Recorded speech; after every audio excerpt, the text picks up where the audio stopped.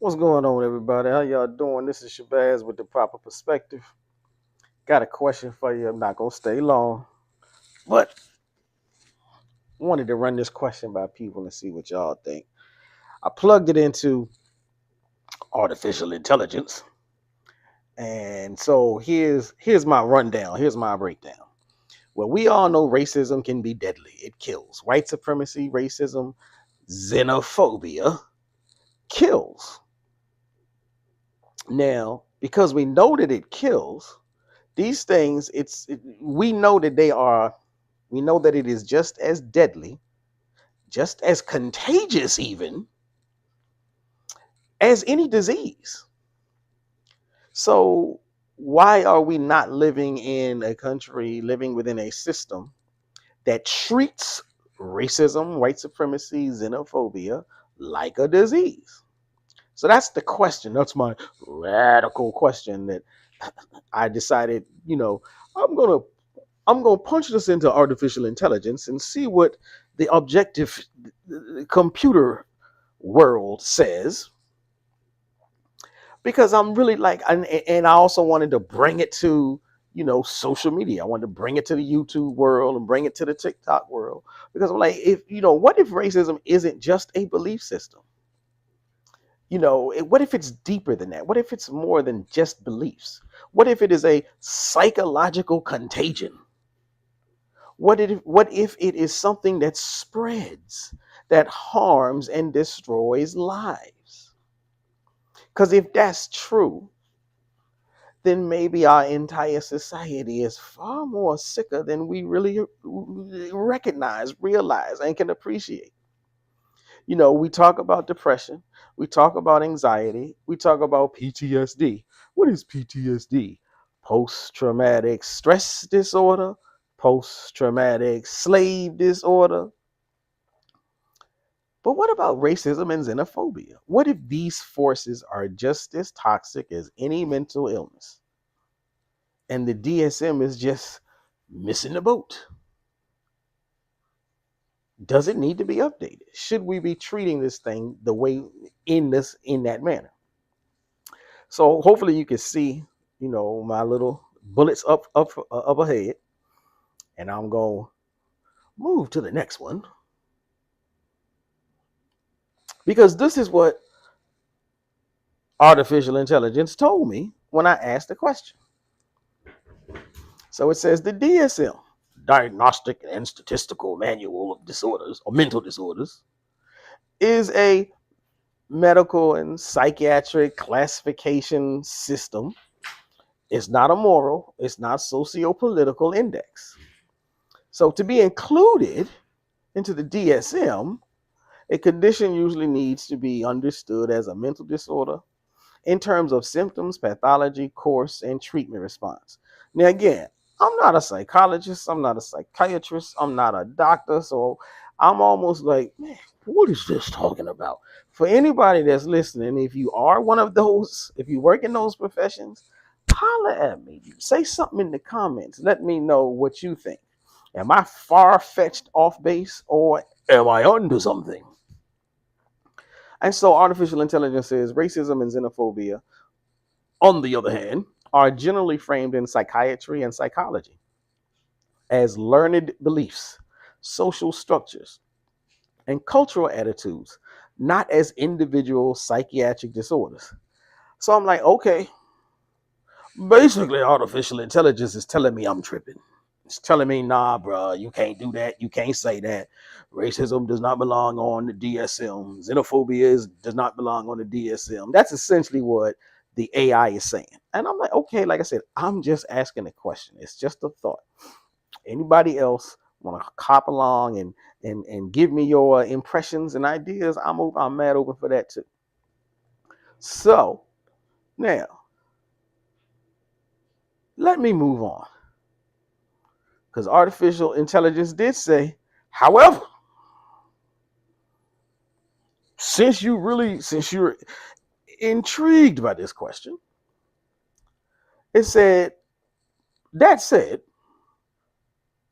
a number of scholars and clinicians have argued similarly to you. Because I'm like, I still think it should be on there, although I'm a layman and I don't have a dog in that fight. But it did say that there have been some scholars and clinicians that have brought this up, and they focused on certain key elements. They said harm and spread. Racism or racist ideas and xenophobic ideologies, they do spread like contagion and psychological harm, both to the targets of artificial. Public health framing is another element. And it says some argue that it's more useful to think of racism and xenophobia as public health crises rather than personal psychiatric diagnoses because the impact is systemic. Whether we're looking at inequities, violence, mortality rates, and other stuff. Shout out to WS Bullet. Yo, what's up? Thanks for joining. Hit the like button, hit the subscribe button, hit the share button. Shout out to Bob. Thanks for joining. Peace. Where y'all tuning in from? Where you put your flag up? Put your flag in the chat.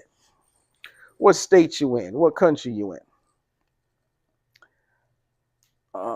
So let me see what else. Everyone like this video. Yeah, please like the video. Like the video. Join, hit the subscribe button. Share the video with other people. So, I'm asking this question of artificial intelligence. And artificial intelligence is telling me, no, you're kind of wrong. But then it came back and said, well, you got a point. So I'm going to move on with, okay, you look like Felix from Stray Kids. Okay. So let me move on with my next little panel and get this thing into, that was the clinical. So yes, so artificial intelligence goes on to tell me, it says, all is not lost. All is not lost. Shout out to Emmy. Shout out to, let me see, Emmy, peace to Emmy. Hit the like button, hit the like button, hit the sub button, hit the share button. So artificial intelligence goes on to say, clinical relevance, this is something to consider for this issue. And it says, even if it's not diagnosable, even if not diagnosable disorders in reference to racism, white supremacy, xenophobia, clinicians often treat the consequences of these ideas, trauma, depression, anxiety, in those who experience racism and in those who experience xenophobia, in those who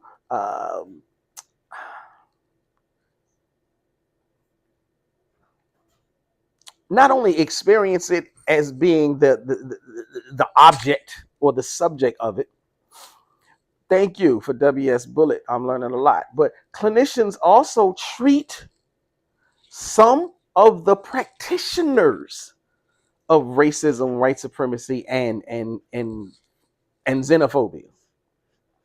So they end up sometimes having to deal with clients who hold these racist, xenophobic, white supremacist ideas, and they recognize in these clients that they are suffering from depression and anxiety and all this other stuff. So sometimes they have to address these entrenched prejudices in clients who bring these beliefs into therapy. So again, I got to be on to something here. Now, they also say when we look at ethics versus pathology, adding racism or adding xenophobia to the DSM does have a risk. And this is probably why it told me, you tripping, bro, at the very beginning. It said that adding xenophobia to the DSM risks pathologizing social behavior in a way that psychiatry has historically done with other things like homosexuality. It was listed in the DSM until 1973, which raises serious ethical questions. Now, I ain't about to go in there and try to offer up some opinions. Everybody got their opinions on whether it should have stayed in the DSM or it never should have been in the DSM. That's not my bag. I'm just reading what the artificial intelligence told me. WS Bullet. I may actually go live again tonight. If I got like there's a ride out I'm supposed to do. So if I take this ride, then I won't be live tonight. And if that's the case, then I will be live tomorrow, probably around 9 or 10 a.m. But we shall see. So again, I'm reading this. I'm asking artificial intelligence whether or not racism, xenophobia, should be added to the DSM, should be treated like a mental disorder. And so now, so artificial intelligence goes on, because I gave it a little pushback. EST, yes, I'm on the East Coast. I'm in Virginia. So if I say 9 or 10 a.m., that's 9 or 10 a.m. East Coast time. Usually I do like 9 or 10 a.m. During the day for this type of conversation, and 8 o'clock, because my thing is there's some ideologies that just they pop up, they start spreading, and it's like now it's just in the atmosphere, and now it's like you almost, it points to the collective psychological climate. Some thinkers borrow terms like social psychopathology. Now that's some groups of individuals suffer these disorders. And these groups can framing their seriousness more than just bad opinions, because they are literally life-harming forces. So again, artificial intelligence is telling me that anyhow that would be up to human beings. So I say all of this to say, as I opened up my little seminar, my little discussion, I do believe that there are certain types of xenophobia. I can't say certain types. I believe that white supremacy, I believe that racism, and I believe that by extension, xenophobia are problems, mental problems, psychological problems that need to be treated by professionals. And I would say that I would extend that to the latest and the greatest. Bad racism, yes, indeed. But I would also say bad xenophobia the other day about the problem with this huge push from a so-called movement called FBA/ADOS. And I really do believe the more and more that I know, I've known for a long time, and all of a sudden they're just like, it's like they done caught something, and now they can't, all they can do, it's almost like they're foaming at their mouth to say something negative about another group of black people. I'm just like, hey, I mean, look, if you got beef, you got beef. But don't try to pull me into this vortex of yours. I don't have beef. If I had beef, I'd speak to the beef. If I had an issue, I'd speak to the issue. I still wouldn't lay blanket across an entire group. And there's a difference between hedging your bets, so to speak, when it comes to black-oriented xenophobia, as opposed to white-oriented racism or white supremacy. Because the black-oriented xenophobia is entirely within this black group, And there is no system of control being managed by any of us. So Black Americans are in this big bucket. Y'all know the bucket of crabs, crabs in a barrel. But we are in this bucket with Black Caribbeans. We are in this same bucket with Black continental Africans, 2% Black population, and they're losing their minds. But we are in the same Black bucket with the Black Scots.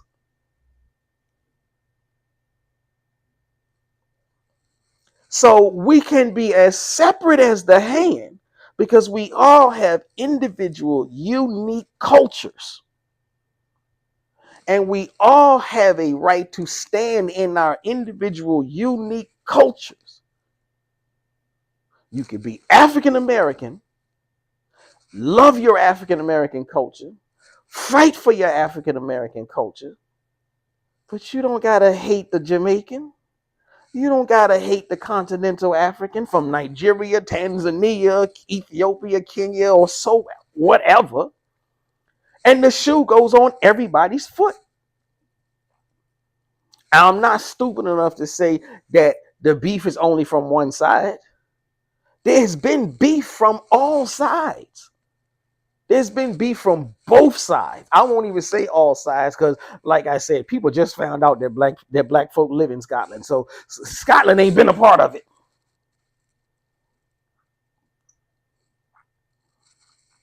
Yes, there's plenty of continental Africans that have a negative view about Black Americans, about African Americans. And there are plenty of Black Americans that have a negative view about continental Africans. We all need to get over ourselves because as long as we are fighting each other, y'all know the colonizer, the children of the enslavers are still controlling all mechanisms and all systems. So us fighting was always part of the plan from J. Edgar Hoover on down, from before J. Edgar Hoover. And yeah, it is very coincidental to me that now that we are living in this true digital information age, we're living in an age where information is at your fingertips and people are choosing to be ignorant. We're living in an age where you can get on an airplane and be on the other side of the planet in 10 hours, and people are choosing to say, I don't want to leave the block. All I'll know is my block.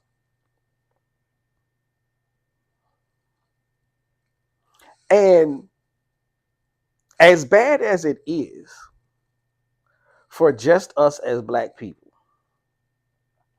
then it gets even worse when you look at what the fighting, look at what this inner fighting has